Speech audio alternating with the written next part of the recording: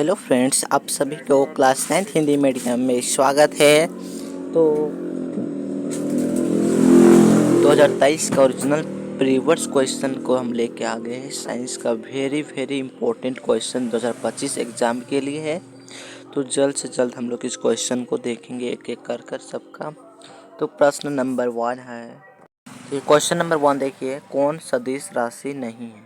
कौन सदिश राशि नहीं है? विस्थापन, चाल, त्वरण,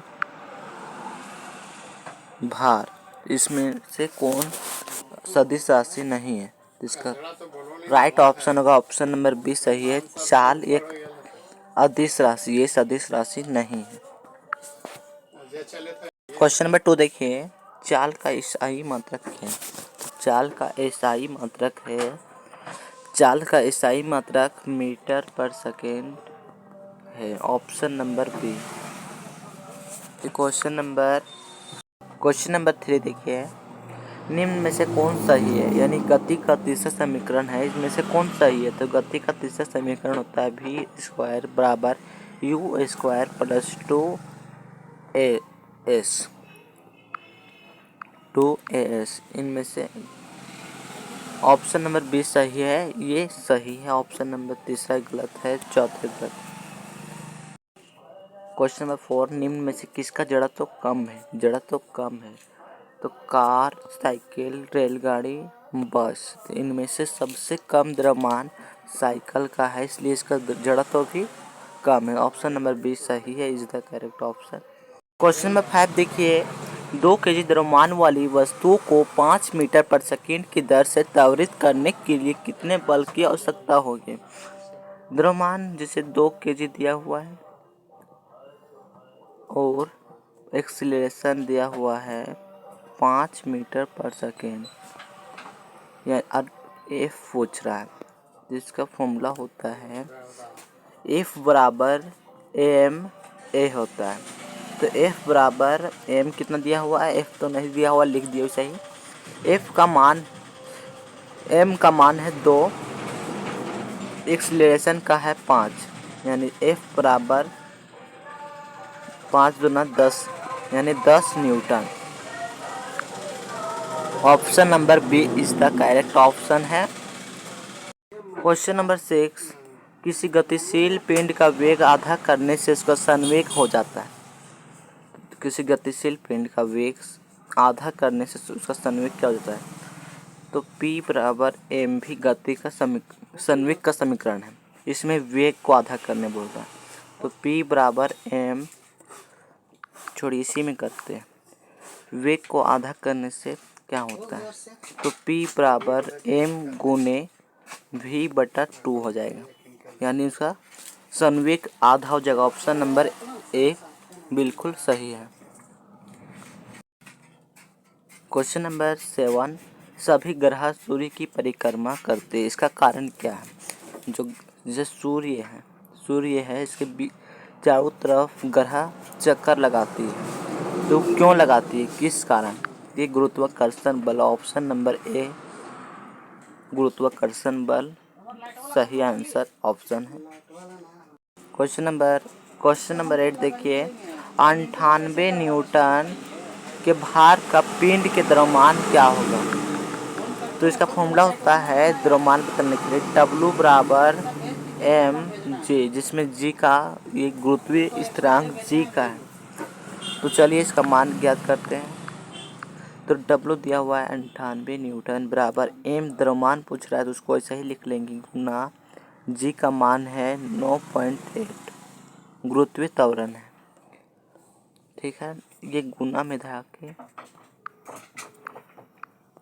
98, ये गुना में धरा के भाग में जाएगा 9.8 बराबर एम।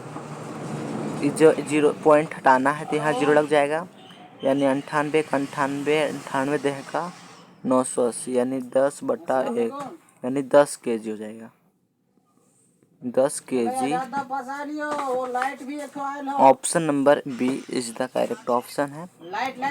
क्वेश्चन नंबर 9 देखिए, चंद्रमा पर 60 kg द्रव्यमान की वस्तु का भार होगा।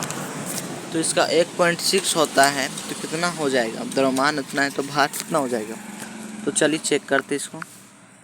इसमें 1/6 कर देना है, बराबर 6 तेह का 60, 10 एके 10, यानी 10 kg हो जाएगा। ऑप्शन नंबर नहीं, 10 न्यूटन ना होगा,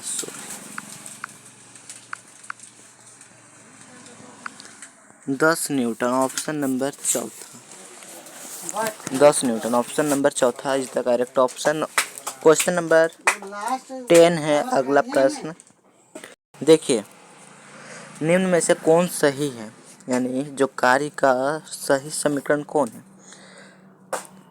कार्य गुण बराबर बल गुने समय, ये गलत है, यानी इसका right option option number B, कार्य बराबर बल गुने विस्थापन, यानी बल गुने विस्थापन। ऑप्शन नंबर बिल्कुल सही जवाब है। ठीक है, क्वेश्चन नंबर बी 10 का बी हो जाएगा।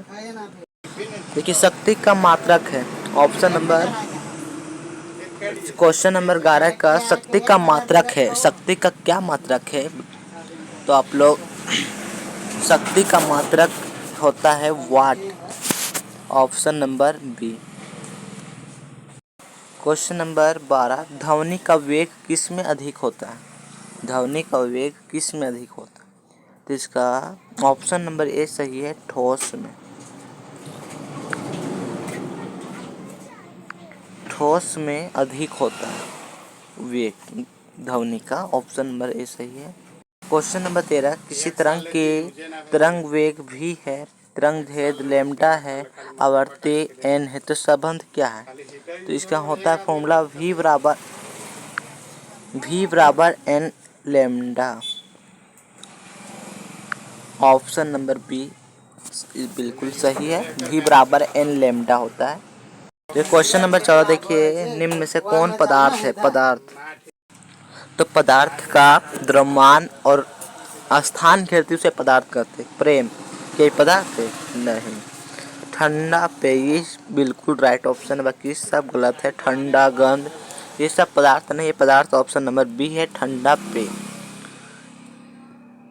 क्वेश्चन नंबर 100 डिग्री तापक्रम बराबर है, तो इसको केल्विन बदलने के लिए 273 ऐड करते हैं, तो इसको क्या हो जाएगा? 373 यानी 373 केल्विन हो जाएगा, यानी 100 डिग्री का तापक्रम होता है केल्विन में 373 kelvin, option number B.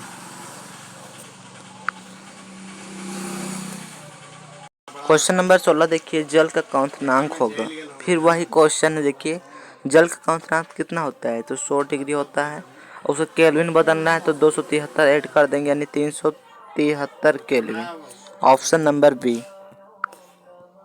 Question number 17, निम्न में से कौन कोलाइड है? कोलाइड कौन है? पीतल, धुआं, गोंद, चीनी का शरबत, तो राइट ऑप्शन जगह ऑप्शन नंबर तीसरा गोंद कोलाइड है। क्वेश्चन नंबर 18 है, निलंबन प्रति परिक्षेपित कणों का आकार होता है, तो कितना होता है? 10 नैनोमीटर से बड़ा होता है, ऑप्शन नंबर ए बिल्कुल सही है। तो ये क्वेश्चन नंबर देखिए, निम्न में से कौन तत्व नहीं है? तत्व नहीं है, ऑक्सीजन भी है, तांबा यानी इसको कॉपर भी बोलते हैं, चांदी एजी बोलते हैं, इसे O2 बोलते हैं, अब पानी ये यौगिक है, यानी ये तत्व नहीं है, यानी ऑप्शन नंबर चौथा ही सही होगा, ये तत्व नहीं है। साधारण नमक का रासायनिक सूत्र है, यानी नमक का रासायनिक सूत्र क्या है? तो नमक होता है सोडियम क्लोराइड, यानी सोडियम को N कहते हैं और क्लोराइड को C कहते हैं, NaCl, यानी option number A is the correct option है। देखिए, सूत्र H2O का साधारण नाम है, यानी H2 किसे दर्शाते हैं हम लोग? तो H2O जल को कहते हैं, ऑप्शन नंबर चौथा बिल्कुल सही है, जल पानी को ही H2O कहते हैं। पानी का रासायनिक सूत्र है H2O। क्वेश्चन नंबर 22 देखिए, 0.4 मोल में CO2 का द्रव्यमान होगा, तो इसका फॉर्मूला होता है मोल बराबर द्रव्यमान बटा अनुभार होता है, ठीक है।